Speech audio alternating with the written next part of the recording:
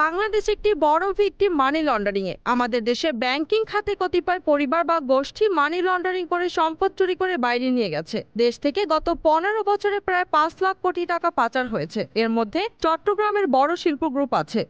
শুক্রবার money laundering প্রতিরোধ কার্যক্রম এবং সমসাময়িক ব্যাংকিং বিষয়ে সাংবাদিকদের সঙ্গে মতবিনিময়কালে এসব কথা বলেন বাংলাদেশ ব্যাংকের governor doctor Ahsan S Mansur.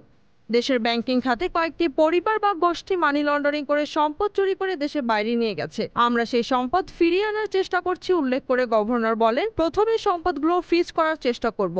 বিভিন্ন দেশের সঙ্গে আমরা কথা বলছি, আইনি সহায়তার জন্য চিঠি দিচ্ছি, ল ফার্মগুলোর সঙ্গে কথা বলছি, শিগগিরই তাদের নিয়োগ করা হবে। অ্যাসেট ট্রেসিং ফার্মের সঙ্গেও কথা বলছি, যথেষ্ট সহযোগিতাও পাচ্ছি। আগামী 6 মাসের মধ্যে সম্পদগুলো ফ্রিজ করা হবে। সম্পদগুলো ফ্রিজ করার পর আদালতের মাধ্যমে বাকি প্রক্রিয়া হবে।